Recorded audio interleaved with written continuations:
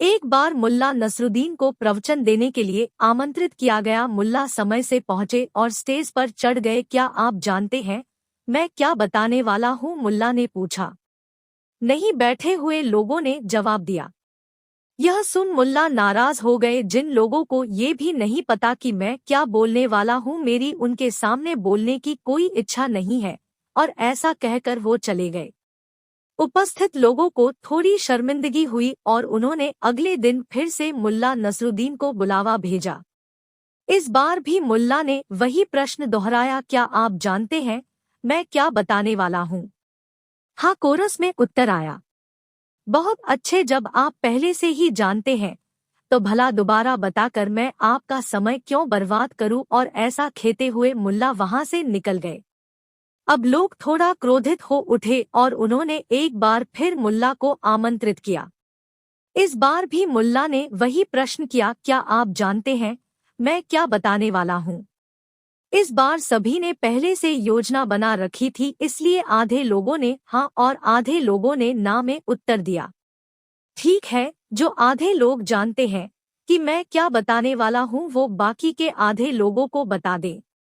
फिर कभी किसी ने मुल्ला को नहीं बुलाया। मुल्ला नसरुद्दीन का एक और किस्से। एक बार खबर फैली कि मुल्ला नसरुद्दीन कम्युनिस्ट बन गए हैं।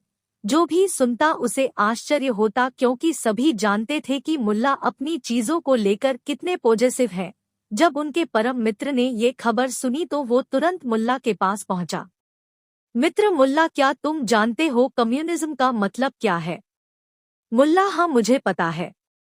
मित्र, क्या तुम्हें पता है अगर तुम्हारे पास 2 कार है और किसी के पास एक भी नहीं तो तुम्हें अपनी एक कार देनी पड़ेगी? मुल्ला, हाँ, और मैं अपनी इच्छा से देने के लिए तैयार हूँ।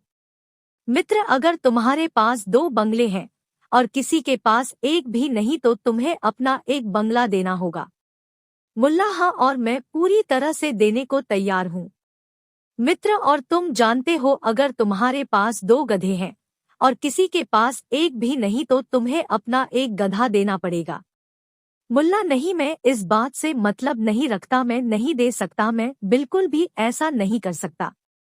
मित्र, पर क्यों? यहाँ भी तो वही तर्क लागू होता है।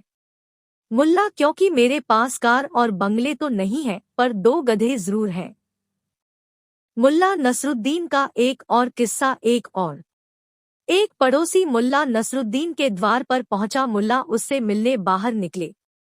मुल्ला, क्या तुम आज के लिए अपना गधा मुझे दे सकते हो? मुझे कुछ सामान दूसरे शहर पहुंचाना है। मुल्ला उसे अपना गधा नहीं देना चाहते थे, पर साफ साफ मन करने से पड़ोसी को ठेस पहुंचती, इसलिए उन्होंने झूठ कह दिया। मुझे माफ करना, मैंने तो आज सुबह ही अपना गधा किसी और को दे दिया है। मुल्ला ने अभी अपनी बात पूरी भी नहीं की थी कि अंदर से ढेंचू ढेंचू की आवाज आने लगी। लेकिन मुल्ला, गधा तो अंदर बंधा चिल्ला रहा है। पड़ोसी ने चौंकते हुए कहा। तुम किस पर यकीन करते हो? मुल्ला बिना घबराए बोले, गधे पर या अपने मुल्ला पर? पड़ोसी चुपचाप वापस चला गया।